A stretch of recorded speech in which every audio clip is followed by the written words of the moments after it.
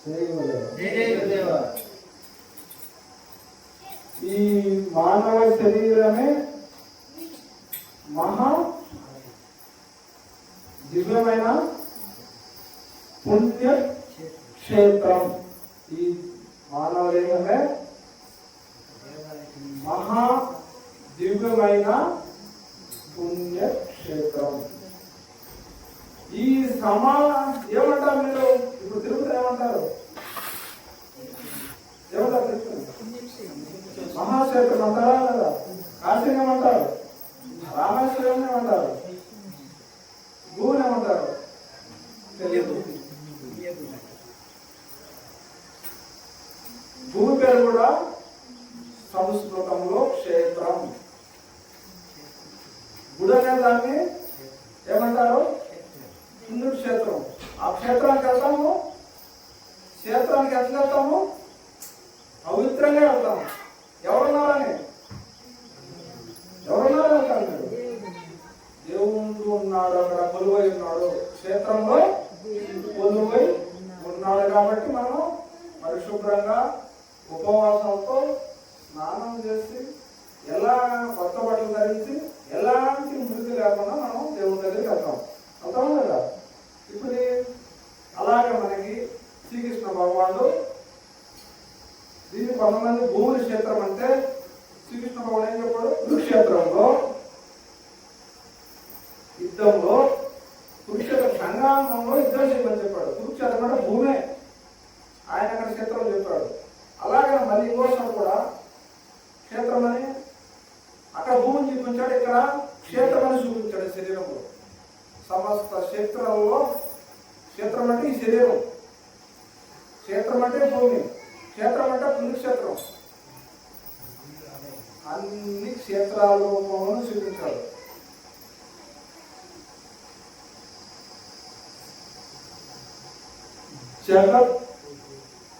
జగత్పిత పార్వతి పరమేశ్వర.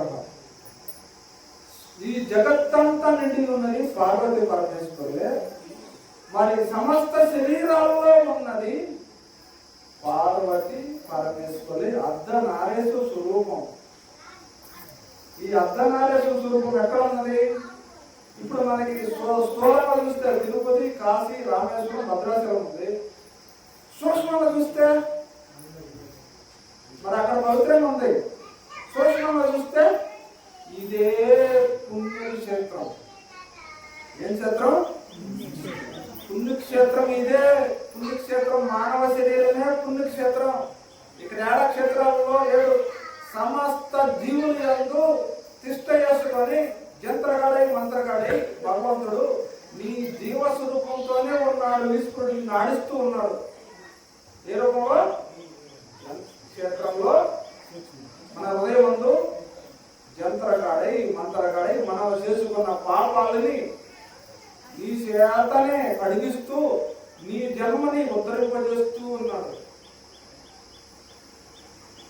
ఇప్పుడు ఇక్కడికి మనం ఏమి చేసాం? బయట నుంచి వచ్చాము, కాలు కడుక్కున్నాం. మీరు వచ్చామని ఏం చేశారు?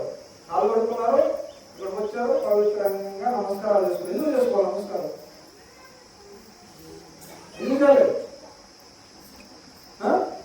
ఇక్కడ మనం అక్కడ తిరిగి వచ్చే ప్రదేశాల్లో మునిగిపోతుంది కాబట్టి ఆ మలిని ఇక్కడ అక్కకుండా ఇక్కడ వచ్చే వాళ్ళకి ఆనంద కలిగించకుండా దేవుడు ఉన్నాడు కాబట్టి మనం పవిత్రంగా ఉండాలి.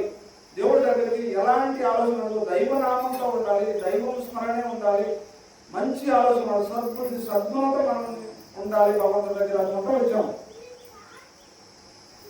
ఎవరున్నారని? దేవుడు ఉన్నాడని పవిత్రంగా క్షేత్రాన్ని వచ్చారు. అంటే దేవుడు ఎక్కడుంటే అక్కడ పవిత్రంగా పోతారా? దేవుడు లేకుండా పవిత్రంగా పోరా? సమాధానం కావాలి. దేవుడు ఉన్నాడని పవిత్రంగా వచ్చారు. దేవుడు లేకపోతే లేదా? దేవుడు ఎక్కడున్నాడు? ఏ క్షేత్రంలో ఉన్నాడు? స్థూలంగా అనేక ప్రదేశాలు పోయాము. సూక్ష్మంగా ఏ క్షేత్రాల్లో ఉన్నాడు?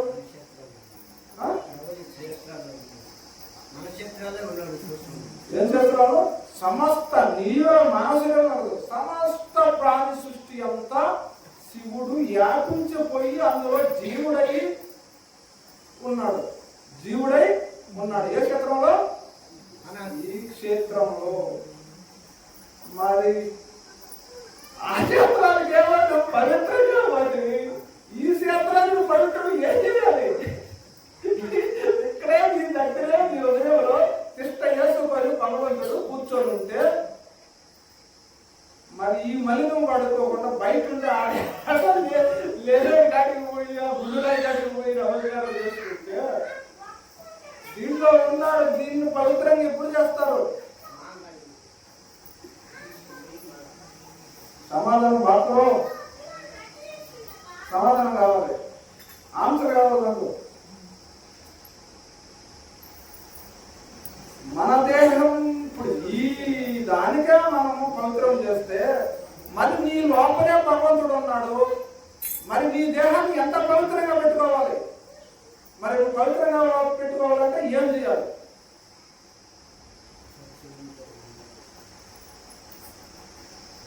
దేవుడు నీ దగ్గర ఉన్నాడు. మీ ఎక్కడికి పాపం లేదు తల్లి, మీ దగ్గర ఉన్నాడు.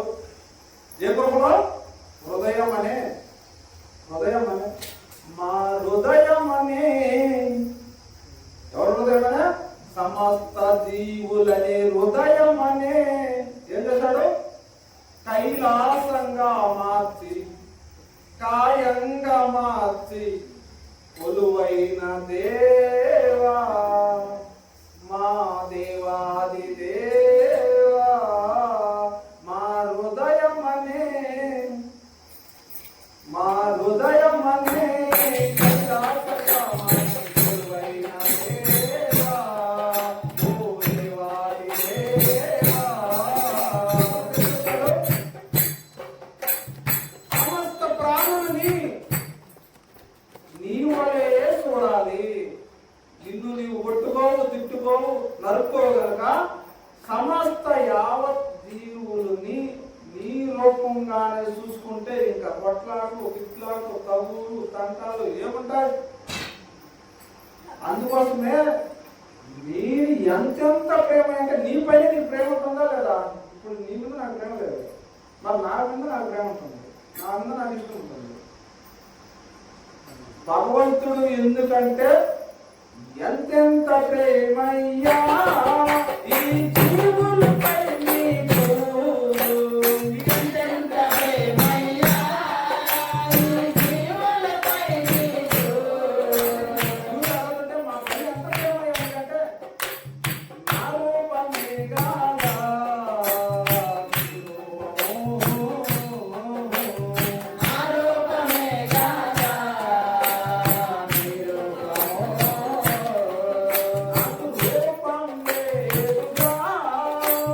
నీ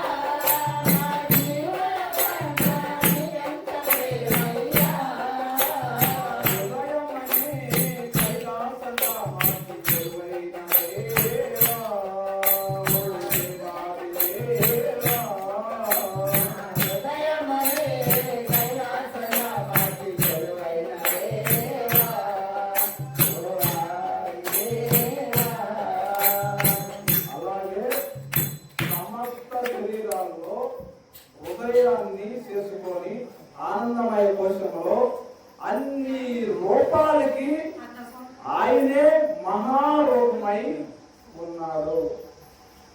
ఏమున్నాడు? అన్ని రూపాలకి ఆయనే రూపమై ఉన్నాడు. మనం ఏమనుకుంటున్నాం? ఈ రూపం నీది, నీ రూపం నీది, పక్షి రూపం పక్షిది, గేదె రూపం గేదెది, చెట్టు రూపం చెట్టు అనుకుంటున్నాం. ఇప్పుడు ఏం చెప్పాను మీకు? అన్ని రూపాలకి కర్తను నేనే, కార్యాన్ని నేనే, కర్మను నేనే, అన్ని హృదయాల్లో ఉన్నది నేనే. అంటే అన్ని హృదయాల్లో ఉన్నది నేనే, అన్ని రూపాలకి నిలయం నేనే కదా. అన్ని రూపాలకి నిలయం భగవంతుడే కదా. ఆయన నిరాకార స్వరూపుడు, అన్ని జీవాత్మలకు తండ్రి, సమస్తంలో ఉన్నది ఒకే వస్తువా కదా. మరి ఎందుకు మీకు సమస్త జీవుల పట్ల కరుణ కలగలేదు? సమస్త ప్రాణుల పట్ల కరుణ ఎందుకు కలగలేదు? అన్ని క్షేత్రాలలో కొలువై ఉన్నది శివుడే. అన్ని క్షేత్రాలలో కొలువై ఉన్నప్పటికీ నా గుడిలో మాత్రం ఉన్నాడు, ఎక్కడ లేడు ఎందుకు అనుకొని అజ్ఞానంలో పడ్డారు. ఇప్పుడు ఏం చెప్పాను మీకు? అన్ని రూపాలకి ఆయనకి రూపం లేదు, అన్ని రూపాలు ఆయన రూపాలే, అన్ని శరీరాలు ఆయన ఉండే గర్భగుడులనే క్షేత్రాలు. అన్ని క్షేత్రాల్లో ఎవరున్నారు చెప్పండి కదా? ఎవరున్నారు? దేవుడు అన్ని హృదయాలలో ఒకే దేవుడు ఉన్నాడు కదా. మరి అన్నిట్లో ఉన్నాడు, ఎందుకు దేశిస్తున్నాడు? రూపాలలో పరమాత్మ భాషలో ఆయన రూపంగానే భాషిస్తుంటే ఎక్కడెక్కడో తిరిగి గుళ్ళకు పోయేటప్పుడేమో పవిత్రంగా పోతాం, గుళ్ళకు పోయినప్పుడు మురికి పట్టిపోతాం. మరి నీలో మురికిని ఎందుకు తొలగించుకోలేకున్నావు? మరి గుడిలోనే శుభ్రం చేస్తుంటేవి, ఈ గుడిలో భగవంతుడున్నాడు, ఈ గుడిలో పవిత్రత మురికినంతా పారదోలేదు. మరి ఇక్కడ మనం వస్తే అక్కడక్కడ తొక్కి మలమూత్రాలు తొక్కి దుమ్ము ధూళి తొక్కితే మురికవుతుంది. మరి నీలో ఏం మురుకున్నది? నీ లోపల దుమ్ము ఉన్నదా?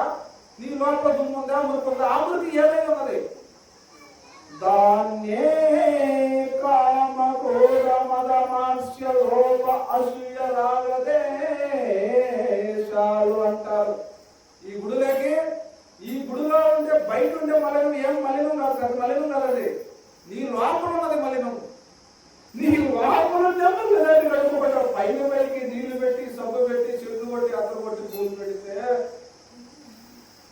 ఏమవుందయా? ఏముంది? లోపల ఉంది అక్కడ పెట్టేస్తే పైన చుట్టు పెడితే చెట్టు అదేంటి అర్థం కదా. చెట్టు కొడతాము, రోజు మళ్ళీ ముందుకు వస్తున్నాయి కదా ముందుకు వస్తున్నాయి. మళ్ళీ దీన్ని పవిత్రం చేయాలి. నీలోకి మురుగు వచ్చి పడతా ఉంది, దాన్ని గుడిలో ఎట్లయితే మనం శుభ్రం చేయాలి అలాగే శుభ్రం చేయాలి. శుభ్రం చేసి మళ్ళీ మనం ఎప్పుడప్పుడు మనం రోజు చూస్తాము కదా. ఉదయం ఒకసారి తెల్లవారుదాం ఒకసారి చూస్తారు, కడిగేస్తారు. మళ్ళీ మీరు వచ్చిన తర్వాత మళ్ళీ యజ్ఞాలు మొత్తం స్టార్ట్ చేసిన తర్వాత ముందు మళ్ళీ చూసేసారు. ఇప్పుడు మీరు మళ్ళీ బయటకు పోగా మళ్ళీ చూసేస్తారు, మళ్ళీ నీట్గా చేస్తారు. మళ్ళీ సాయంత్రం మళ్ళీ పూజ యజ్ఞం జరిగినప్పుడు మళ్ళీ సాయంత్రం క్లీన్ చేస్తారు. ఇన్ని తడావాళ్ళ క్లీన్ చేస్తే దీనికి బాగుంది. మనలో అనేక మలినాలు పడిపోయాయి. ఏం మలినాలు? అసూయనే మలినం పడిపోయింది, రాగదేశం అనే మలినం పడిపోయింది, కామం అనే మలినం పడిపోయింది, రాగదేశాలని మైలు పడిపోయింది, డంబం అనే మైలు పడిపోయింది, గర్వం అనే మైలు పడిపోయింది. అనేక మైలాలు మనలో పడిపోయాయి. ఈ మలినం పడిపోలేదు. ఈ మలినం కడుక్కోగానే మనకి మలినం పడిన తర్వాత ఏమవుతుంది? మురికి పడుతుంది. మురికి వస్తే రూపం మారిపోతుంది. మారుతుందా కదా? ఇప్పుడు అద్దం పైన దుమ్ము పడిపోయింది, అద్దం రూపంలో మారిపోతుంది. అద్దం పైన దుమ్ము తుడిస్తే క్లారిటీ కనిపిస్తుంది. ఇప్పుడు మనం చేసే పని అంటే పై మురికి కడిగా లోపల మురికి అంతా తెలియదు. ఈ మురికిని ఎట్లా కడగాలి? ఎలా కడగాలి చెప్పండి. ఎట్లా కడగాలి? దానికోసం నీ మురికి కడిగే దానికోసమే ఏ రోజు ఆ మురికి లేకుండా పోవడానికి నీలో కామ కోరికలు ఉన్నాయి. ఏదో సంపాదించాలి, ఏదో సాధించాలి, చెయ్యాలని మనం ఉన్నాం. అవి సాధించాలన్నప్పుడు నువ్వేం చేయాలి? కోరికని తగ్గించుకొని ఏది సంపాదించుకోవాలో దాన్ని సంపాదించుకుంటే ఒకదాన్ని కడుక్కున్నట్టు. మనుషులు కంట్రోల్లో పెట్టుకుంటే ఒకదాన్ని కామం అనేదాన్ని కడుక్కున్నాం. కోరికలు అనేక కోరికలు ఉన్నాయి కదా. అప్పు చేసైనా సరే ఏదైనా కొనాలి, కొద్ది దాన్ని అనుభవించాలని ఉంటాం. దాని తర్వాత ఎన్ని బాధలు వస్తాయి, ఎన్ని బంధాలు వస్తాయి తెలుసా? ఎందుకు కష్టపడాలి దాన్ని గెలవాలంటే? ఇంకొకటి కొన్ని క్రోధం అనే మురికి పట్టిపోయింది మనకి. ఆ క్రోధం అనే మురికితో మన లోపల ఉన్నది. ఆ క్రోధం ఇప్పుడు క్రోధం అంటే కోపము. కోపం అనే మురికి ఉంది మన దగ్గర. కోపం అనే మురికి అంటికంటే పెద్దది నెంబర్ 1 కోపం అనే మురికి. ఈ కోపం అనే మురికి మన దగ్గర ఇప్పుడు మనం అందరూ ఏం వేసుకుంటున్నారు? అందరూ ఇదివరకు పెద్దలు కావాలన్నా వదిలించాలి వచ్చి వాళ్ళు నిప్పు తీసుకోవాలి. నేను చూసా. అంటే ఏదో రేపులోనో ప్లేట్లోనో కొండ పెంకులోనో ఎదుర్కొనే పోయేది కదా. కానీ ఇప్పుడు అందరూ ఎవరొంటి చేతిలో వాళ్ళు వేసుకోబోతున్నారు. ఎవరొంటి పైన గుడ్ల వేసుకొని మూట కట్టుకొని ఎదుగుపోతున్నారు. లేదంటే జేబులు అంటే మగవాళ్ళు అయితే జేబులు కట్టుకొని, స్త్రీలు అయితే బయట చెంగులు పట్టుకొని పోతున్నారు. ఒక్కసారి ఆ క్రోధం అంటే అగ్ని, కోపము. ఆ క్రోధం అనే అగ్ని మన పై చేసుకుంటే ఎట్లా ఏముంటారు కదా కాకుండా మరి నిన్ను కాలు చేసి బూడిద చేసే దాన్ని నువ్వు ఎందుకు కొంట పెట్టుకున్నావు? తెలియదు. క్రోధం అనే అగ్ని నిన్ను దహించేస్తుంది, భస్మం చేసేస్తుంది, బూడిద చేసేస్తుంది. దాన్ని పట్టుకొని ఉన్నావు. దాన్ని పట్టుకొని ఏమవుతుంది? నీకు తెలియకుండా నువ్వు కాలిపోయి బూడిదయ్యేది నీకు తెలియదు. దాన్ని ఎందుకు దూరం పెట్టలేకున్నావు కదా? పెట్టలేము. ఉండాల్సిందే, కోపం ఉండాల్సిందే, అన్ని కోరికలు అన్ని ఆలోచనలు ఉండాల్సిందే. ఏం పెట్టలేము. మన మురికెట్టబోద్ది. మరి మనలో ఇవ్వ మురుకున్నది అసూయ, ఇతరులు బాగుపడుతుంటే చూడలేనిది అసూయ ఉంది. మరి ఎవరిపైన అసూయ పడదాము? ఇప్పుడు మనం ఏమనుకున్నాం? ఆ అసూయ పడే మనిషి ఎవరు? ఒక పైన అసూయ పడుతున్నాము, ఒక పైన మనకు కోపం వచ్చేది. ఎవరిపైన కోపడుతున్నాం? ఎవరిపైన కోపడుతున్నాం? పక్క మనుషుల పైన కోపడుతున్నాము. ఎవరిపైన కోపడుతున్నాం?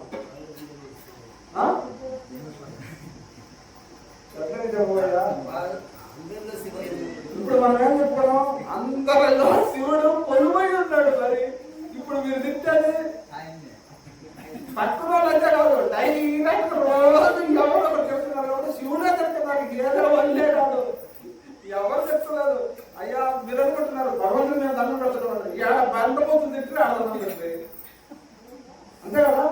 ఇప్పుడు కోళ్ళు తిట్టినా, కుక్కను తిట్టినా, పశువుని తిట్టినా, చెట్టుని తిట్టినా, మనిషిని తిట్టినా ఇంకా అంతా ఆయనే. అన్ని రూపాయలకు ఉండేది అన్ని రూపాయలు ఆయనే కదా.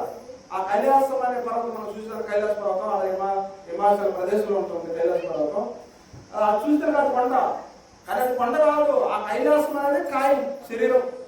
ఎట్లుంది? పొడుగుగా ఉందా లేదా? పందిది. ఈ కైలాస పర్వతం అని చెప్పింది. ఆవిడ కైలాసం, నేను ఆ కైలాసం పర్వతం కొలుకోవడానికి ఈ రూపంలో ఉండాలి. ఇలా కూర్చొని మీరు చూస్తే దర్శించుకోవచ్చు. ఈ రూపంతో కనపడతారు. ఆయన ఉండేది ఈ రూపంతో. కైలాస పర్వతం అంటే పెద్ద పర్వతం, చాలా సోగ్గా ఉంటుంది, పిరమిడ్ లాగా ఉంటుంది. మన దూరంగా నేను చూస్తే 4 పక్షాలు ఉంటుంది. కొండ కొంచెం కనపడతారు. ఆయన చెప్పింది ఆ కొండ కాదు, ఎక్కడో ఉంది. ఆ కొండ మీద నేను అక్కడుండి మీరు ఇక్కడ నాటకపడాలంటే ఆగలేదు. నేను మీ లోపల ఉండి నాటకపడుతున్నాడు, మీరు ఆపుతారు. అందువల్ల కైలాసాన్నే మన హృదయంనే కైలాసంగా చేసి అక్కడ కొలువయ్యి ఉన్నాడు. కైలాసం కాయం అంటే, కాయం అంటే శరీరం. అన్ని శరీరాల్లో, క్రిమి శరీరాల్లో, కీటకం శరీరాల్లో, వృక్షం శరీరాల్లో, నది శరీరంలో, కొండలలో, రాళ్ళలో, రక్తాలలో, అన్ని రూపాలలో ఉన్నాడు. అది రూపం లేదు కదా, మరి ఎక్కడ ఉంటాడు భగవంతుడు?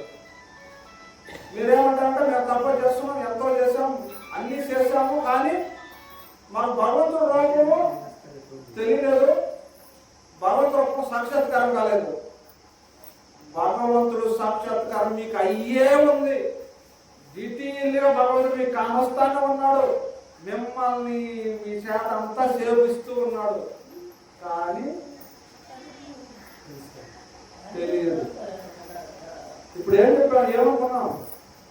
శివుడే జీవుడై జంత్రకడై మంత్రకడై సమస్త ప్రాణులు ఆడిస్తూ ఉన్నాడు. ఆయన ఆడిస్తే మనం తగ్గట్లాడదు. ఆట అంటే ఆయన డ్యాన్స్ చేస్తుందని కాదు, మన మనస్సు అయి బుద్ధి అయి మన చేత అనేక పనులు చేపిస్తున్నాడు.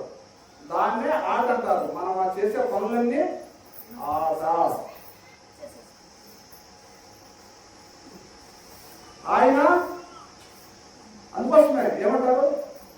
శివ శివ శివ శివ శంభు ఆది శంకర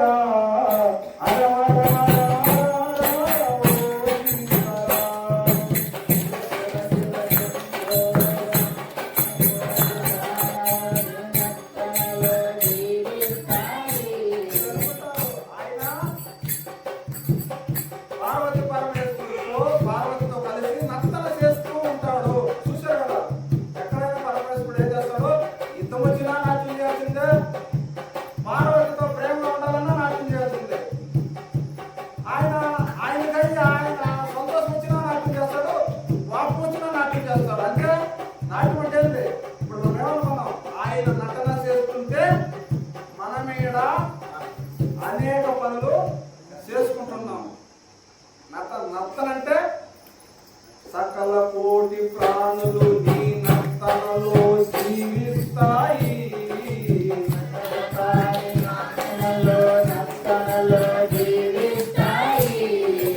ఆయన నర్తన చేస్తుంటే మనం ఇక్కడ జీవిస్తుంటాం. నర్తన తలాంగు తగదిమని నర్తన ఆపిన రోజు మరణిస్తాయి.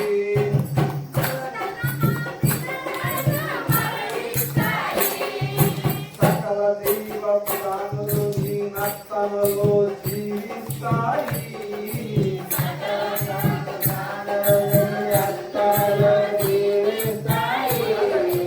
అయ్యా నీకేం గుర్తుపట్టిందా? మీరు ఎప్పుడు నాట్యం చేస్తున్నారు? మొత్తాన్ని పోయి కూడా నాట్యం చేస్తారు, ఆయన మధ్యలో కూడా నాట్యం చేస్తారు, భక్తులు పూజించినప్పుడు నాట్యం చేస్తారు, లేకపోతే భారత్లో ఉండేటప్పుడు నాట్యం చేస్తాడు, భక్తులకు అప్పగించేటప్పుడు నాట్యం చేస్తాడు. ఈ భూనంత ప్రపంచం అంతా నాట్యం చేసేటప్పుడు నాట్యం చేస్తాడు, లేదా సమస్త జీవులను సుఖపడేటప్పుడు నాట్యం చేస్తాడు. ఆయన కానీ ఒకసారి నటనగా ఆపితే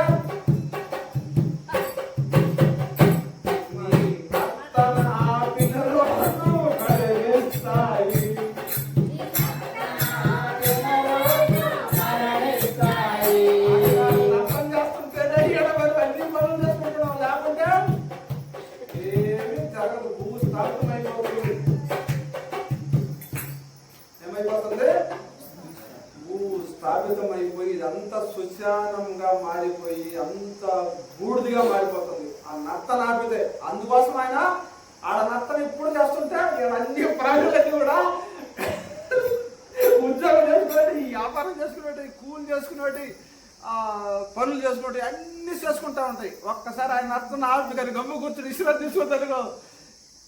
విశ్రాంతి తీసుకున్న రోజే సృష్టి అంతమై నిరాకార స్వరూపంలో కలుస్తున్నది. ఆయన మళ్ళీ ప్రశాంతంగా సిద్ధుడై నర్తన చేసిన రోజే జీవులన్నీ మళ్ళీ జీవిస్తూ సంసారాన్ని సాగిస్తాయి. ఆయనకేమి పిచ్చి కాదు, సమస్త జీవులు ఆయన రూపమే అయి వాసిల్లుతుంటాయి. వాటి పనులు అయి చేసుకునేదానికి జీవశక్తిచ్చి మనసుని కంట్రోలులో పెట్టి ఆయన నర్తన చేస్తూ ఉంటే సమస్త జీవులు అతని నర్తనలో జీవిస్తూ ఉంటాయి. అదే ఆయన కలుపొచ్చి విశ్రాంతి తీసుకోవాలన్నప్పుడు నర్తన ఆపితే సర్వ సృష్టి బూడిదిగా మిగిలిపోతున్నది. అందుకోసమే ఆయన ఎప్పుడు నర్తిస్తూ ఉంటాడు. కోపం వచ్చినా నర్తిస్తుంటాడు, దుఃఖం వచ్చినా నర్తిస్తుంటాడు, సంతోషం వచ్చినా నర్తిస్తాడు, పార్వతితో కలిసినప్పుడు నర్తిస్తాడు, భక్తులు పోయి అయ్యా నాకు మోక్షం అయ్యి అన్నప్పుడు కూడా నాట్యం చేస్తాడు. బయటికి వెళ్ళండి,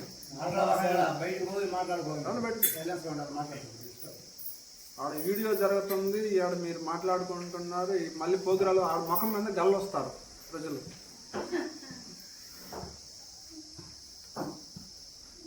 ఎలాంటి ఇద్దరు ఈ సదరగట్లు ఉంటాయి, ఈ నుంచి ఇదిగో ఈ సోలం పంపిస్తా. అలాగే పరమాత్ముడు నర్తిస్తూ ఉండనుకోండి, మనం ఏమనుకుంటాం, ఆయన అర్థం చేస్తుంటే ఈ జీవులన్నీ కూడా ఊపిరి తీసుకోవటం, ఊపిరి తీసుకోవటం, ఊపిరి వదలటం, ఊపిరి తీసుకోవటం, ఊపిరి వదలటం, శక్తివంతంగా ఆరోగ్యంగా ఉంటాం, పనులు చేసుకుంటూ ఉంటాం. అలాగా జరుగుతూ వస్తుంది ఈ సృష్టి అంతా కూడా. అందుకోసం మనము ఆయన కైలాసమే అనే ఈ కాయమైన గృహ చేసుకొని కొలువు ఉన్నాడు కాబట్టి మనం ఏం చేయాలి, పవిత్రంగా ఈ దేహాన్ని పవిత్రంగా ఉంచుకోవాలి. ఏ మురికిని పట్టనీయకుండా ఏ రోజుకి ఆ రోజు క్లీన్ చేసుకోవాలి. ఎలా చేసుకోవాలి, ఏ రోజుకి ఆ రోజు క్లీన్ చేయాలంటే నువ్వేం చేయాలి, నీలో నిష్కామ కర్మభావం, భక్తిభావం, అహింసో పరమో ధర్మ, శాంతి, ఓర్పు, సహనాలనే నీలోకి పవిత్రమైన సుగుణాలు కలిగిన సుగంధమైన వాసన కలిగిన వాటిని నీలోకి తెచ్చుకోవాలి. నీలో ఉండే 6 అనే దుర్గుణాలని కామ, క్రోధ, లోభ, మోహ, అసూయ, రాగదేశాలంటిని బయటకు నెట్టేయాలి. శుభ్రం చేసుకోవటం అంటే ఇదే. రోజు నీవు దేవుడు నామం చేస్తే ఏ రోజు మురికి ఆ రోజు బయటికి పోతున్నది. నువ్వు చేయలేదనుకో అది రోజుకు రోజుకు రోజుకు రోజుకి పేరుకుంటుంది. ఎలా పేరుకుంటుంది, సిమ్మకపోతే మనకి ఎలాగైతే దుమ్ము ఉంటుందో, అద్దం పైన దుమ్ము ఎలా పడి ఉంటుందో అలాగనే సిమ్మకపోయినప్పుడు ఈ దుమ్మంతా పడుతుంది. అది రోజుకు రోజుకి ఎంతో చాలా అవుతుంది. ఒకరోజు ఎత్తిపోయాలంటే ఎత్తిపోస్తామా, పెద్ద దిబ్బ ఉంది, ఒకరోజు ఎత్తిపోస్తామా? 2 గంపలు అయితే, ఒక ట్రక్ అయితే, ఒక టాటర్ అయితే ఎత్తిపోస్తాం. 10 టాటర్లు ఒక దగ్గర ఉన్నదనుకో 10 రోజులు పడుతుందా? 10 రోజులు పట్టడం అంటే 10 రోజులు పట్టడం అంటే 10 జన్మలు ఎత్తటమే. ఒక్క జన్మగా తట్టుకోలేకపోయి అన్ని అగసట్లు పడుతున్నాం. 10 జన్మలు ఎత్తే ఎన్ని కష్టాలు పడాలి? అది ఇది తెలుసుకోలేక మురికి పంపించుకుంటూ ఉన్నాం లోపలికి. మురికిని పైన ఈ గచ్చులు ఎలాంటివి కడుగుతున్నాం కానీ లోపల గచ్చు కడగటం లేదు. లోపల గచ్చు కడగాలంటే మనకి భగవంతుడు దివ్యమైన మంత్రాన్ని మనం పుట్టక తలకే ఈ భూమిపైకి పంపించాడు.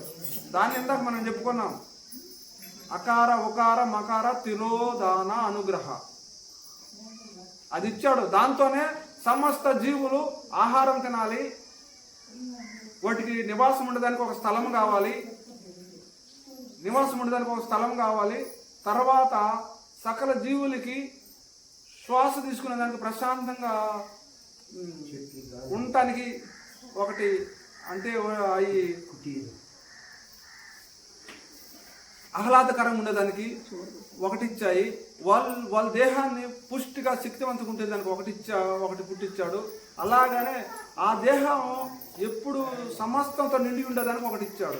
5 వస్తువులు ఇచ్చాడు మనకి. అదే పంచాక్షరి మంత్రాన్ని మనకి భూమిపైకి దింపాడు. ఏంటి? పంచాక్షరి మంత్రాన్ని దింపాడు. ఎందుకు? ఈ పంచాక్షరి అనే మంత్రంలోనే ఈ సమస్త సృష్టి ఇమిడి ఉన్నది. ఈ సమస్త సృష్టి పోషించబడుతుంది, ఆనందించబడుతుంది, పనులు చేసుకోగలుగుతుంది. సమస్తం సృష్టి స్థితి లైలు అందులోనే ఉన్నాయి. దేంట్లో ఉన్నాయి? పంచాక్షరి మంత్రంలో ఉన్నాయి.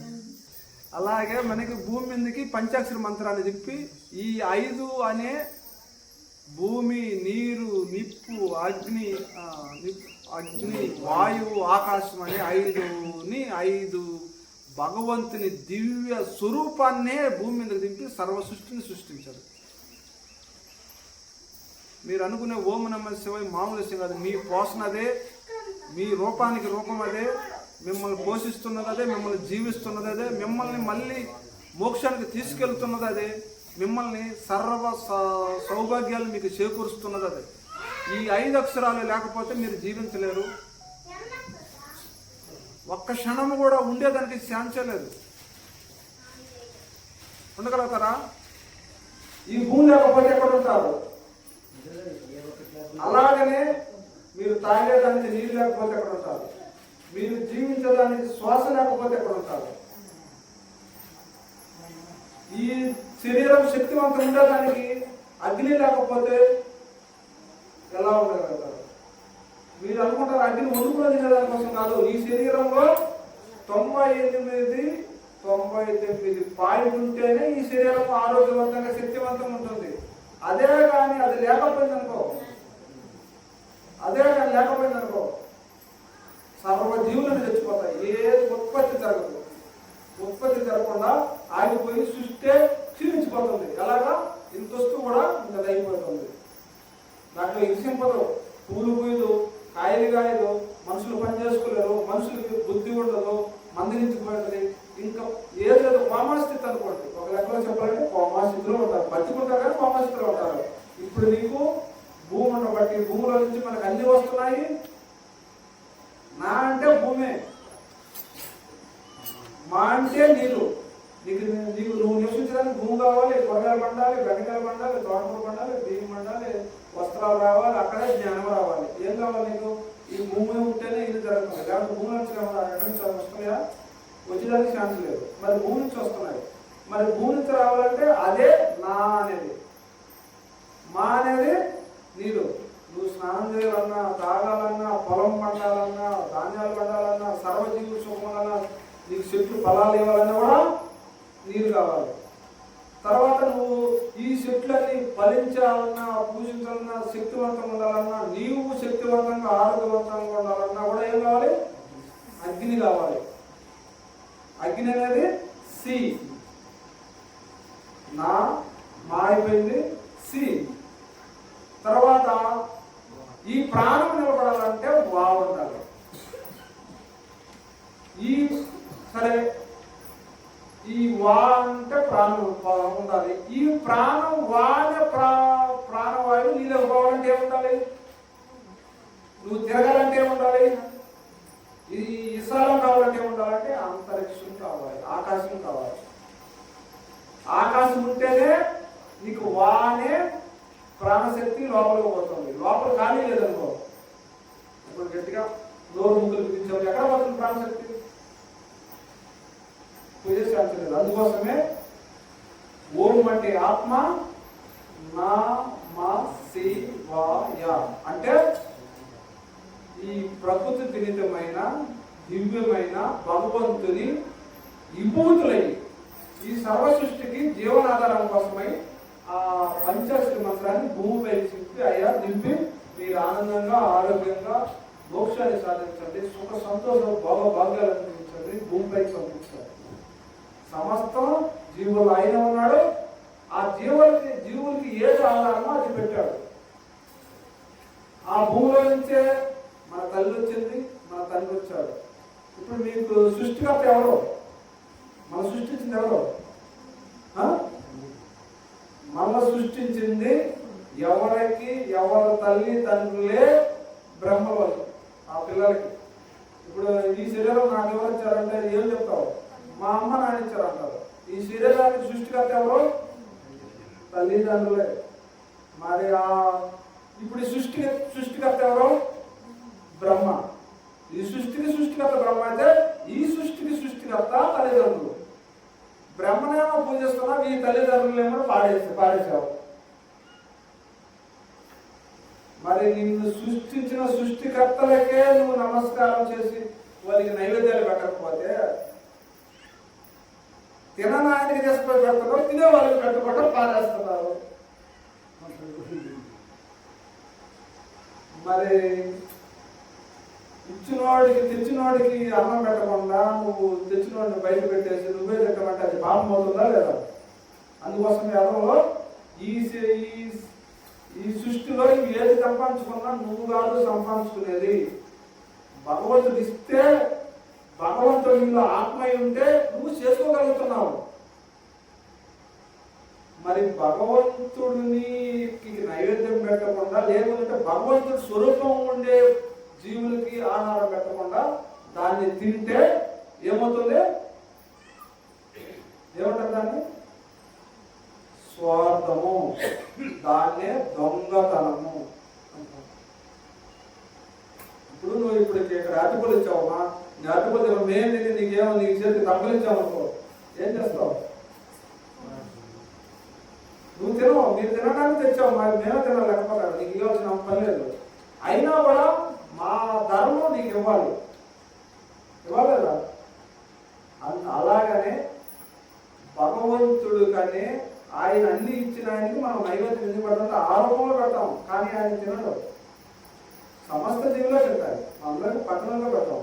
అందులో ఉంటే నేను తిన్నాను అనుకున్నాను, తినేది ఆయనే. ఎందుకు? నీలో తినిపించేది ఆయనే, నీలో మనసు ఉన్నది ఆయనే, నీలో బుద్ధి ఉన్నది ఆయనే, తినిపిస్తున్నది ఆయనే, ఆడిస్తున్నది ఆయనే, ఆ ఆలోచన ఇస్తున్నది కూడా ఆయనే. నీకు ఏ ఫలం ఇవ్వాలో అది ఇస్తున్నాడు. ఇచ్చిన వాడికి మనం మర్చిపోయేసి, ఇప్పుడు అలాంటి మన తల్లిదండ్రులు ఇప్పుడు మనం పని చేసుకోవాలంటే ఈ శరీరం తల్లిదండ్రులు ఇచ్చారు. తల్లిదండ్రులు కానీ ఎవరు కాదు, బ్రహ్మదేవుడు కాదు ఇచ్చింది శరీరాన్ని. బ్రహ్మదేవుని జీవులు సృష్టింపజేశారు కాబట్టి సూక్ష్మ రూపం జీవులు సృష్టించి పక్కన పెట్టారు.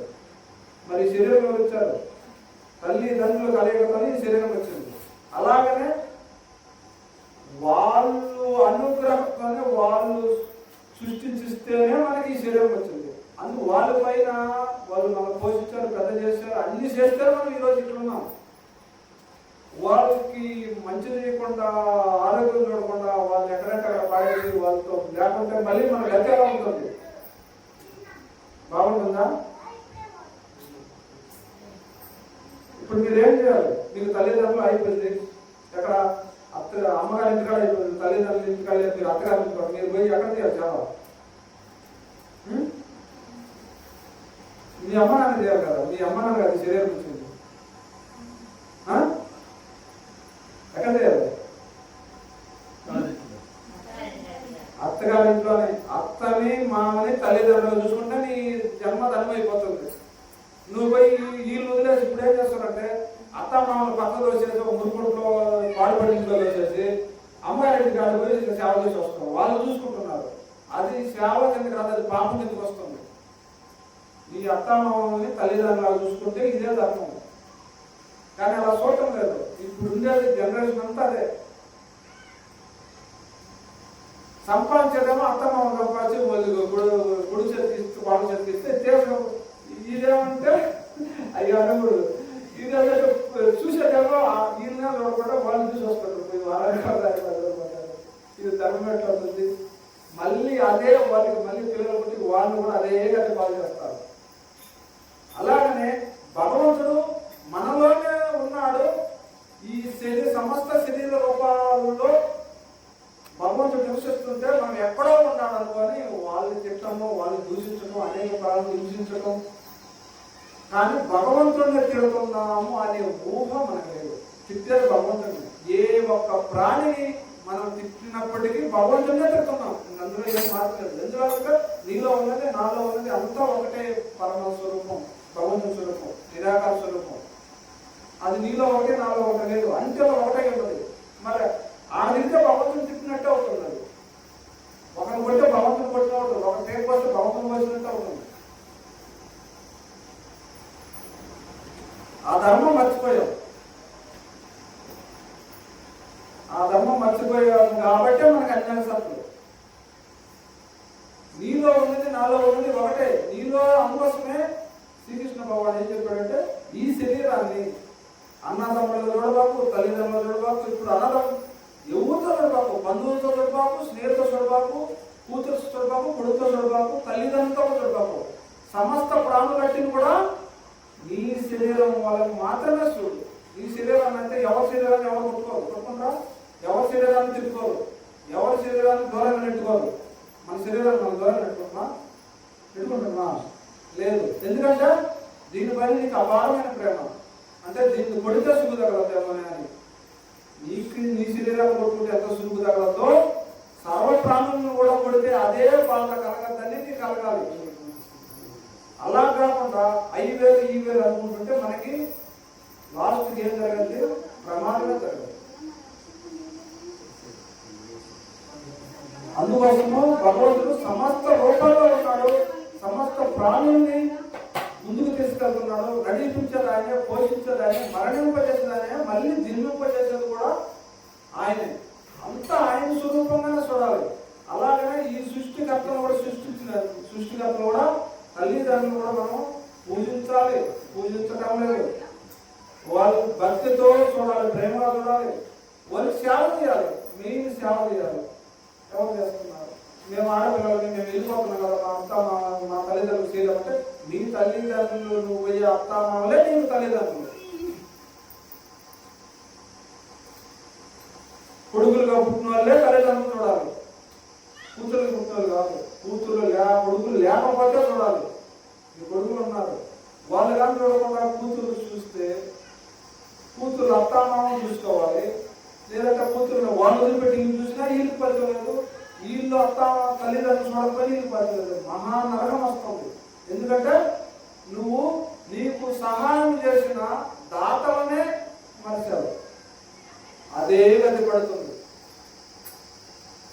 బాధలు అనిపించాలి. ఎందుకు? నిన్ను చిన్నప్పటి నుంచి పోషించి పెద్ద చేసిన తల్లిదండ్రులు మరిస్తే నీకు ఆ పాప అంటూ ఒకటి ఎక్కడే పోదు. మళ్ళీ నీకు ఆ పిల్లలు నీ తల్లిదండ్రులు నువ్వు ఎలా చేస్తావో నీ పిల్లలు పుట్టి నీవు కూడా అదే పని చేస్తావు. ఇది ఎలాంటి మార్పు చేయడానికి యద్భావం తక్కువ. అందుకోసం ఏం చేయాలి? కొడుకులు తల్లిదండ్రులను పూజించాలి, ప్రేమించాలి, వాళ్ళకి భోజనం పెట్టాలి, ఆరోగ్యపరంగా అన్ని చూడాలి.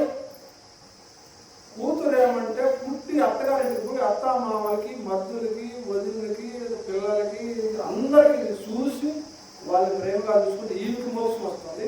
ఈ కొడుకు ఏంటంటే వీళ్ళని ఉద్ధరిస్తే ఈ అష్టౌషధ భావభాగాలు వచ్చి మోక్షాన్ని చేరుకుంటారు. ఈ పుణ్యఫలం ఉంటుంది, మహాపుణ్యఫలం ఉంటుంది, పితృలోకం చేస్తారు. ఆ పితృలోకం మహా సంపాదించుకోవట్లేదు. అదే కానీ చేయలేదనుకో తిరిగి గట్టిగా బయటకు వస్తుంది. అందులో ఏం ఇబ్బంది లేదు, ఏది ఆలోచన చేయాల్సింది కూడా పని లేదు. నీలో ఉన్నది, నాలో ఉన్నది, సమస్తం అంతా వ్యాపించి ఉన్నది పరమాత్మే. ఆ పరమాత్మనే మర్చాం మనం. తల్లిదండ్రులు పక్కన వదిలేస్తే అట్లా ఆ నిరాకార స్వరూపానికి వెళ్ళి మన ఈ సృష్టికర్తను చూస్తే సమస్తాన్ని సృష్టించిన ఆ పరబ్రహ్మను మర్చి కనీసం నామజపం కూడా భగవంతుడు చేస్తున్నాడు అని కూడా లేకుండా సుఖలో బతికేస్తే మనకి ఏం జరుగుతుంది లాస్ట్కి? ఇది పాపం కదా? కాదు పాపం. ఈ ఇస్కంలో ఉన్నది స్త్రీ పురుషుడు మీరు వేరు వేరు అనుకుంటారు. స్త్రీ పురుషుడు వేరు వేరు అనుకుంటారు. వేరు వేరే కాదు, స్త్రీ పురుషుడు ఒకే ఉంది అక్కడ. పురుషుడు అంటే ఆయన పురుషుడు అంటే మగవాడు కదా అర్థం. పురుషుడు అంటే మగవాడు కాదు అని అర్థం. అంతేనా? ఏంటో ఎలా మెసలు వచ్చినాయి కదా మగవాళ్ళకి, గడ్డలు వచ్చినాయి కదా, మగవాళ్ళు మొత్తం పనిచేస్తారు కదా. పురుషుడు అంటే అదే కదా. ఒక్కసారి అర్థం చేసుకుని అక్కడ అర్థనాలేసి తత్వం చూపించాడు. స్త్రీలో మగవాడు గుణాలు ఉంటాయి, పురుషుల్లో ఆడవాళ్ళ గుణాలు ఉంటాయి. లేవా? లేవా? చెప్పండి. మీరు ఎంతమంది చూస్తుంటారు? 100 మంది స్త్రీగా బట్టి మగవాళ్ళగా వ్యవహరిస్తుంటారు. 100 మంది అలాగనే మరి పిల్లలు కూడా స్త్రీలో చేసుకుంటున్నారు. స్త్రీగా చేసుకుంటారు, కానీ మగవాడు కూడా మగవాడే చేసుకుంటున్నారు. అవునా కదా?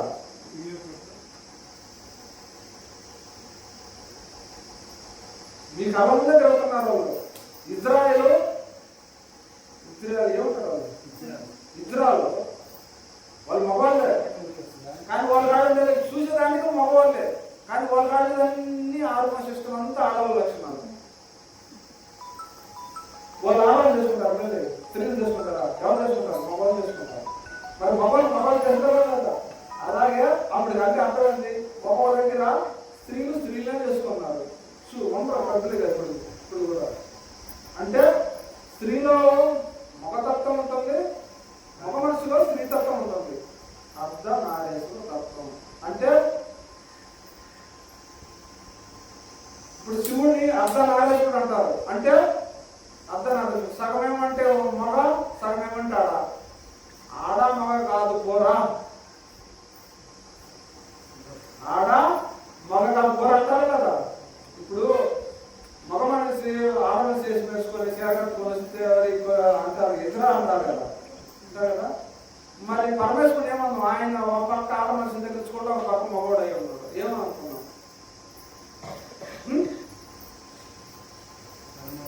అదే పరమాత్మ చెప్పాడు, నేను స్త్రీని కాదు, పురుషుడిని అసలే కాదు, అలాగని నపుంచుకొని కాదు. స్త్రీని కాదు, పురుషుడిని కాదు, అలాగనేసి నాకు మగతనం లేనట్టు నవ్వుంచుకుని కాదు, సమస్తాన్ని బీజాలు వేసేది నేనే. అందుకోసం పరమేశ్వరుడు ఏం బదిలించాడంటే, స్త్రీ నేనే, పురుషుడుని నేనేనయ్యా, అండపిండ బ్రహ్మాండమంతా నేనేనయ్యా. స్త్రీ నేనే, పురుషుడికి నేనేనయ్యా, అండపిండ బ్రహ్మాండమంతా నావయ్యా. అంటే స్త్రీ ఆయనే, పురుషుడు ఆయనే. కానీ అలాగనేసి స్త్రీ అనేసి ఆడమనిషి కాదు, అలాగనే పురుషుడు పురుషుడు కాదు. ఇప్పుడు మీకు ఏమైనా వివరించాను, అర్ధనారీశ్వర తత్వం ఉన్నది ఈయనే, ఉన్నది శివ పరమాత్మే. స్త్రీ పురుషుడు కాకుండా, నపుంసకుడు కాకుండా నిదర్శనగా ఉన్నాడు. స్త్రీ అనుకొని మేము స్త్రీలు అనుకొని మీరు చింతించాల్సిన పని లేదు, అలాగే మేము పురుషుడు అని మేము గొప్పని చెప్పేదానికి లేదు. అక్కడ ఏం చెప్పాడు, అర్ధనారీశ్వర తత్వం చూపించాడు. చూపించి ఒరే నేను స్త్రీని కాదురా, నేను పురుషుడు కాదు, అలాగనేసి ఇట్లా ఇజ్రాయేల్ కాదురా. ఈ సృష్టి నిలబడాలంటే ఈ రెండు ఉండాలి, స్త్రీ పురుషుడు రెండు ఉండాలి. అలా లేకపోతే సృష్టి ఎక్కడి నుంచి వస్తుంది? వస్తుందా సృష్టి? జన్మిస్తుందా? రాదు. అందుకోసమే భగవద్గీత ఏం చెప్పాడు, స్త్రీని నేనే, పురుషుడిని నేనే. అలాగనే స్త్రీని నేను కాదు, పురుషుడు నేను కాదు, అలాగనే నవ్వుకుంచుకుని కూడా నేను కాదు. నేను లాస్ట్కు నేనే, నేను ఏది కాదని చెప్పాడు, నేను ఏది కాదని చెప్పాడు. మీకు అపారమైన జ్ఞాన మోక్ష స్థితికి వెళ్ళినప్పుడు, నిరాకారంలోకి వెళ్ళినప్పుడు భగవంతుడుకి ఈ సృష్టికి అసలు సంబంధమే లేదు. ఎంతకెళ్తే కొన్ని వేల కిలోమీటర్లు వెళ్తే ఆయనకి దీనికి ఏ సంబంధం? సాక్ష సంభూతుడై ఉన్నాడు. అర్ధనారీశ్వర తత్వం అంటే వెర్రిగల్లో భాగమే. అర్ధనారీశ్వర తత్వమే సర్వ సృష్టి. సృష్టి ఉద్భవించడానికైనా, సృష్టి పెరగడానికి కానీ, సృష్టి మళ్ళీ అంతమైపోవడానికి కానీ ఆయనే. అలాగనే ఇప్పుడు మన పురుషులు మనం విరవెళ్తున్నారు కొంతమంది. పురుషుడు కాదు, పురుషుడు అనడానికి కారణం ఏంటంటే పురుష, పురములో నివసిస్తూ ఉన్నవాడు. ఏ పురంలో? 9 నవరంధ్రాలు అనే కిటికీలు కలిగిన పురం, అంతఃపురంలో 9 నవరంధ్రాలు కలిగిన ద్వారాలు కలిగిన అంతఃపురంలో నివసిస్తూ ఉన్న పురం, నివసిస్తూ ఉన్నవాడే పురుషుడు. అప్పుడు స్త్రీ ఏంటి, పురుషుడు ఏంటి? అక్కడ ఉందా భేదం? ఉందా? ఉందా భేదం? వాడినే పురుషుడు అంటారు. పురుషుడు అంటానికి కారణం ఏంటంటే పురంలో నివసిస్తున్నాడు పురుషుడు అంటారు. బీజం వేసిన వాడినే, బీజం వేసిన వాడినే, బీజాన్నే పురుషుడు అంటారు.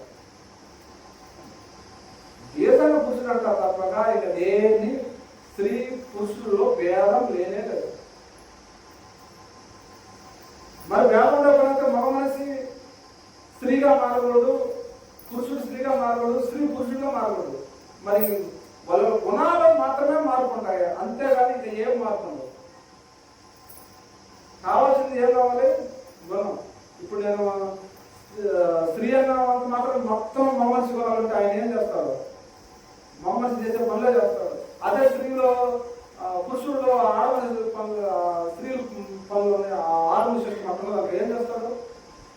అన్ని ఆమె ఏం చేస్తుందో అదే చేస్తారు. ఇప్పుడు అట్లాగా ప్రపంచంలో అట్లా చేస్తున్నారు. ఈ ఇజ్రాయెల్ అంటారు కదా, వాళ్ళందరూ వాళ్ళే. స్త్రీలో పురుషు భేదం ఉంటుంది, పురుషుల్లో స్త్రీ భేదం ఉంటుంది. ఎలాంటి డౌట్ లేదు. అందుకోసం పరమేశ్వరుడు అర్ధనారీశ్వర తత్వాన్ని చూపిస్తాడు. నేను అది కాదు ఇది కాదు అయ్యా, ఏది నేను కాదు, లాస్ట్కి నేను కాదని చెప్పాడు. నేను కాదు, నేను సాక్షి సంబూతుని చూస్తూ ఉండేవాడిని మాత్రమే కానీ చేసేవాడిని కాదు, సేవించేవాడిని, చూపించేవాడినే కానీ చేసేవాడిని చూసేవాడిని కూడా నేను కాదు. సాక్షి సంబూతులే కదా పరమేశ్వరుడు. ఏటలో సమస్త ప్రాణం పడగలరు. అందుకోసమే జీవోపేదం ఏది లేకుండా ధర్మాన్ని పాటించాలి. అహింసో ధర్మాన్ని పాటించాలి, సత్యాన్ని న్యాయాన్ని పాటించాలి. ధర్మాన్ని పాటిస్తూ పోతే ఏ బాధలు లేవు, ఏ కష్టాలు లేవు, ఏ దుఃఖాలు లేవు, ఏ జననాలు లేవు, ఏ మరణాలు లేవు. కానీ అన్ని మర్చిపోయాం. నేను చేసుకున్నాను అంతా నేను చేస్తాను. ఏం చేస్తున్నావు? ఒకసారి ఊపిరి తీసి పక్కన పెట్టండి. ఊపిరి తీసి పక్కన పెట్టి చేయండి. చేస్తే మీరు చేసినట్టే, నేను కూడా ఒప్పుకుంటా. లేకుంటే చిరకలు వేసుకున్న తర్వాత చేయమని చెప్పండి. ఎవరు చేస్తుందా? శవం చేస్తుంది పని. అది టచ్ అయి ఉంటేనే మనం చేస్తున్నాం. అలాగనే భూమి మీద మనం ఎందుకు వచ్చాము అనేది భగవంతుడు ఎక్కడ ఉన్నాడంటే కొలిపోయి ఈ శరీరాలు ఉన్నాడు. ఈ శరీరాన్ని ఎంతసేపు పవిత్రంగా ఉంచుకోవాలి. దీన్ని అపవిత్ర మలినాలు పడనీయకూడదు. సమస్తం ఇందులో ఉంది, ఈ శరీరంలో ఉంది. ఇది మహాక్షేత్రం. ఏం క్షేత్రము? ఈ క్షేత్రమే మహాక్షేత్రం. ఈ మహాక్షేత్రంలోనే భగవంతుడు కొలువై ఉన్నాడంటే ఈ నిజంగా అంటే గుడిలో కాదు, గుడిలో కానే కాదు, గుడిలో కాదు కొలువై ఉండేది. గుడిలో కొలువైతే ఎక్కడో కిలోమీటర్ దూరం, 100 కిలోమీటర్లు, 1,00,000 కిలోమీటర్లు ఉంటారు. ఆ 1,00,000 కిలోమీటర్లు మనం నడిచే పని, మనం చేసే పని, మనం జీవించే దానికే లేదు, అవకాశమే లేదు. ఆయన మనలోనే ఉండి మన స్వరూపాన్ని పొంది ఆ సమస్తాన్ని ముందు నడిపిస్తున్నాడు. ఈ ప్రాణులు సమస్త జీవకోటిని సమస్త సృష్టిని ముందు నడిపిస్తున్నాడు. లేకుంటే నడిచే పనే లేదు, ఎక్కడో కాశలో ఉంటాయి.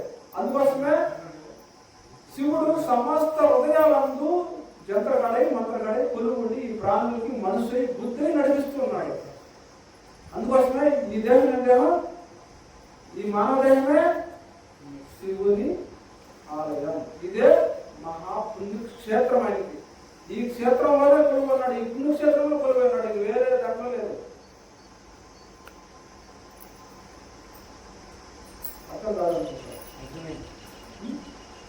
అర్థమైందా? ఈ క్షేత్రాలు తప్పగా వేరే లేదు. కానీ మీకు అర్థం కాదు. ఎప్పుడు అర్థం అవుతాయి?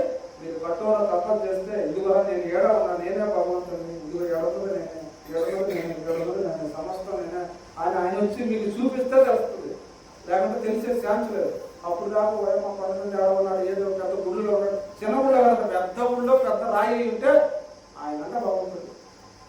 అందులో ఉన్నాడు, బయట ఉన్నాడు. విశ్వమంతా అనుభవం వ్యాపించుకున్నాడు. అది కనుక్కోకుండా మనం ఆడున్నాడు ఏడు పరిగెత్తుకుంటూ పోయి అజ్ఞానంతో చేస్తే లాభం ఏంటి? ఇక్కడ తిరగనే నీకు టైం సరిపోయా, ఇంకెప్పుడు చేస్తావు? ఆడికి ఏడికి తిరిగి తిరిగి తిరిగి తిరిగి కాళ్ళు నొప్పులు వచ్చి టైం అయిపోయా, ముసలోడు అయిపోతే లాస్ట్ మనమే వచ్చేసా. ఇక్కడ ఎప్పుడు అసలు తెలుసుకున్నారు? ఎప్పుడు తెలుసుకుంటారు? కూర్చుందిరా కూర్చో. పక్కనుంటే లేదు, ఎవరుంటే బాత్రూమ్ పక్కన ఎదురు ఉంటే.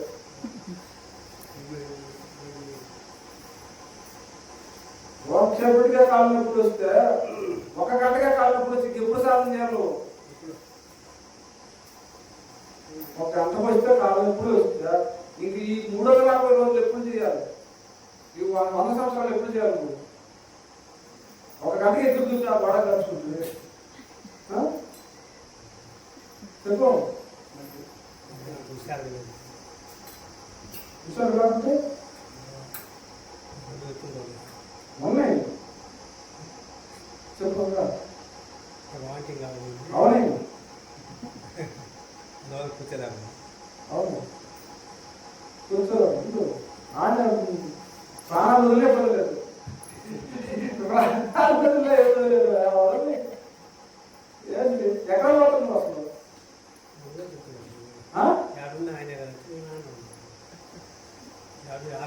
ఇది ఎక్కడ పోతుందో అదే అదే ఇప్పుడు నేను అడిగింది. నాకు నేర్చు వచ్చిన పడిపోయి ఎక్కడ పోతుందో పోతే ఏమవుతుంది? కట్టిపోతుంది అంతే కదా, ఇంకేం బాగుందా? ఎవరా రాత్రిలో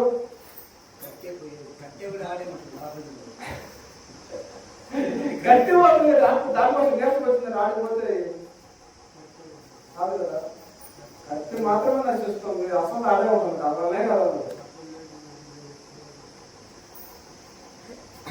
అది తెచ్చుకోవాలి. నాకు నేర్చు వచ్చింది. నేర్చు ఎవరికి వచ్చింది?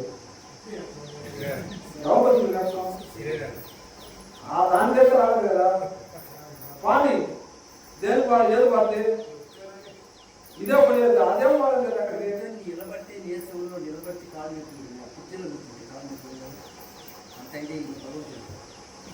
అదే పొయ్యేది ఎక్కడికి లేదు, ఈ సృష్టి పొయ్యేది ఎక్కడికి లేదు, వచ్చేది ఎక్కడ. ఇదంతా మధ్యలో నాటక పూటకాలు తప్పక ఏమీ లేదు లేదు. అది తెలియకనే మనం వస్తుంది పోతాం. ఎక్కడ పోతుంది? ఇప్పుడు నువ్వు చిన్నప్పటి నుంచి ఎన్ని డ్రెస్సులు వేసుకున్నావు, ఎన్ని సొక్కాలు మార్చుంటావు? సొక్కాలతో లెక్క ఉందా? నువ్వమ్మా ఎన్ని డ్రెస్సులు మార్చుంటావు చిన్నప్పటి నుంచి? తెలీదా? గుర్తుందా లేదా? 4 రోజులై మనం వచ్చి 4 రోజులు అయింది. 4 రోజులు అయినప్పుడు మనం ఎన్ని డ్రెస్సులు మార్చుకున్నామో తెలియలేదు, కానీ ఎన్ని డ్రెస్సులు మార్చామో తెలియలేదు. కానీ మనమైతే అట్లా ఉన్నాం. డ్రెస్సులు మార్చాం, ఇదైతే అట్లే ఉంది. నువ్వు మారలేదు కదా, కానీ డ్రెస్సులు మారాయి అంతే. డ్రెస్సులు చినిగిపోయి పారేసావు, మళ్ళీ కొత్తదాన్ని వేసుకున్నావు అంతే. అదంతా చేసేది అది ఏది?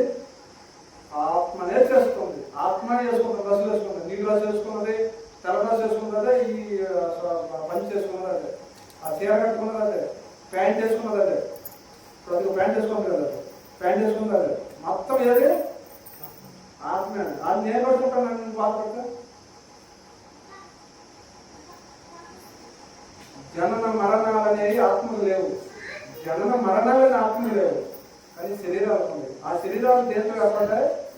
కర్మతో ఏర్పడ్డాయి. కర్మతో ఏం ఏర్పడుతుంది?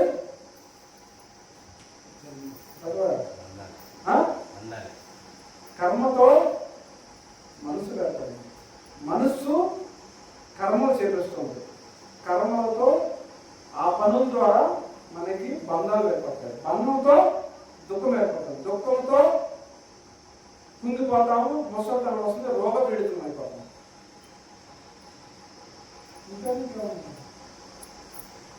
ఇప్పుడు తప్ప చేస్తే తెలిసేది కదా, 10 మంది ఉండేది కూడా రాలేవయ్యా, మట్టి అని తెలుస్తుంది. ఆ 10 మంది ఎందుకు కత్తిలా చక్కగా ఉందనుకుంటాం, 10 మంది పోతే సత్రంగా ఉంటుంది.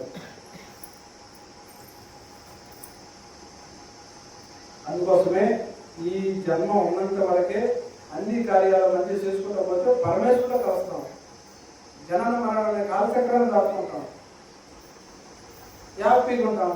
జనన మరణం అనే కాలచక్రంలో నీకు ఉండేది భగవంతుడు కాడే కదా. నీకు జననం ఎట్లుంది, మరణం ఎట్లుంది, ఏం లేదు. ఏమైనా కోరిక నచ్చిన మనోనాశనం అయిపోతుంది కదా. మనోనాశనం అయిపోయినప్పుడు ఏముంటుంది? ఇంకా మనోనాశనం అయిపోయింది. మనోనాశనం అయిపోయినప్పుడు ఇంకా కర్మ లేదు, కోరికలు లేవు, జన్మ లేదు. నీకు మనోనాశనం కాలేదనుకో, మళ్ళీ జన్మిస్తావు. మనోనాశనం కాలేదనుకో, కర్మలు చేస్తావు. మనోనాశనం కాలేదనుకో, మరణిస్తాం. ఇది అంతా ఈ మనసుని నాశనం చేసేస్తే ఇంకేం లేదు. ఉండేదేముంది? ఉన్నదంతా ఆత్మే, ఇంకేం లేదు. ఉన్నదంతా ఆత్మే. అప్పుడు ఎవరు నువ్వు? ఈ శరీరం కాదు, కాళ్ళు నువ్వు కాదు, శర్మని నువ్వు కాదు, మనసు నువ్వు కాదు, బుద్ధి నువ్వు కాదు, ముక్కు నువ్వు కాదు, నోరు నువ్వు కాదు, శివుడు నువ్వు కాదు, శిరస్సు నువ్వు కాదు, లాస్ట్ దేహానివే నువ్వు కాదు. అప్పుడు చూడ నీకేముందో? ఏముంది నీకు అప్పుడు? ఉన్నది ఆత్మే. మరి దాని ఎందుకు నీకు తెలుసు, దాన్ని ఎందుకు ఆనందించలేకపోతున్నారు? దాన్ని ఎందుకు ఆనందించలేకపోతున్నారు? దాన్ని నేనని ఎందుకు అనుకోలేకపోతున్నారు? ఉన్నది శరీరం కదా నేనే, ఇది ఒక నేను, ఆత్మనే నేను. ఈ నేను పోతే ఆ నేనే నేను. అదే నేను అనేది ఇది కాదు, అది నేను. ఈ నేను కాదు, ఇది ఒకటి. ఈ నేను కానీ నేనే నేనై ఉన్నాను. ఈ నేను కానీ నేనే నేనై ఉన్నాను. నేను ఆత్మనై ఉన్నానయ్యా. ఈ కాలుని తీసిపెట్టినాను ఉన్నావు, ఈ చెయ్యిని తీసిపెట్టినాను ఉన్నావు, సగం ముండని తీసిపెట్టినా ఉన్నావు, కనుగుడు తీసి పక్కన పెట్టినా ఉన్నావు, నోరు తీసి పక్కన పెట్టినా ఉన్నావు, తల లాస్ట్కి తలగా తీసి పక్కన పెట్టినా కూడా ఎవరున్నావు? నేనున్నావు. దీన్నే నేతి నేతి నేతి ఇతిహా అంటారు కదా, అర్థం కాదు. ఈ నేను తీసేసుకుంటా పోయి దాన్ని తపస్సులో పెట్టుకోవాలి. నువ్వు ధ్యానంలో పెట్టుకుంటే నేను ఎవరో నీకు తెలుస్తుంది. మరి ఇప్పుడు దాకా నేను అనుకుంటున్నాను, ఇదిగో నేను పట్టుకున్నా, మైకి పట్టుకున్నా, నేను పట్టుకున్నా, ఏది పట్టుకుంది? నేను కాదు పట్టుకుంది. ఇది ఈ పట్టుకున్నది ఏది పట్టుకున్నది? ఈ మైకి ఏది పట్టుకున్నది? కర్మనే శరీరాన్ని పట్టుకుంటుంది అంతే. ఆత్మని ఏదో పట్టుకోలేదు. దానికి పట్టుకుంటే అది దొరికేది కాదు, అలాగనేసి దానికి రూపం లేదు, వస్తువు కాదు. అందుకోసమే నేను కానీ నేనై ఉన్నాను. అప్పుడు నేను ఇది కాదు, ఇది కాదు, ఇంద్రియాలు నేను కాదు, మనసు నేను కాదు, బుద్ధి నేను కాదు, శర్మం నేను కాదు, దేహాన్నే నేను కాదు, ఈ శిశువు కూడా నేను కాదు అని పెట్టినప్పుడు అప్పుడు మిగిలి ఉన్నది ఏదని చూస్తే అప్పుడు నీకు గోచరిస్తుంది. ఏ శిశువు? నేను ఆత్మనే అని గోచరిస్తుంది. ఇదే సత్యం. ఈ సర్వసృష్టి అంతా కూడా అదే. అది కాకుండా నేనే అనుకుంటే మన శరీరానికి ఏం వేసుకుంటాం? అన్ని శుద్ధులు చేసుకుంటాం. నేను కాదన్నప్పుడు అప్పుడు నువ్వు ఎక్కడ ఉంటావంటే ఏ స్థితిలో ఉంటావో తెలియదు. ఈ జన్మ అనేక రూపాలలో భగవంతుని చూడాలి. నేను అదే మీకు చెప్పాను. భగవంతుని ఎక్కడ వెళ్తే ఏం లేదు, అనేక రూపాలలో నీ పక్కనే ఉన్నాడు. భగవంతుని ఎక్కడ తిడుతున్నాం, దూషిస్తున్నాం, భగవంతుని అనేక పొంది చెప్తున్నాం. నేను భగవంతుని తిట్టలేదు, నేను నమస్కారం చేస్తున్నాను. ఏడ భగవంతుడి ఈ రాయైన భగవంతుడికి నమస్కారం చేస్తే ఆడ మనిషిన భగవంతుడికి బండబుద్ధులు చెప్పి ఆడ కోడని భగవంతుడిని హింస పెట్టింది. జ్ఞాపకం భగవంతుడికి మెడగం వచ్చి పక్కన పెట్టింది. రాగా భగవంతుడికి పూజ చేస్తున్నావు, ఏ పూజ చేస్తున్నావు?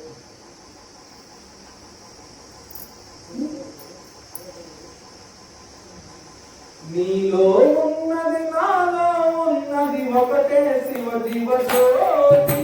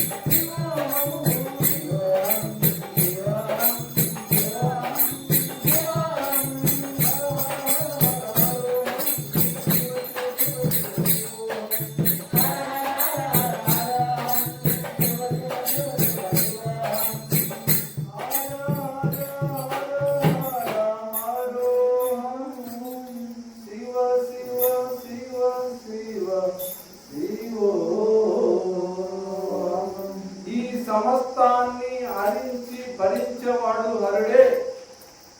శివోహం శివోహం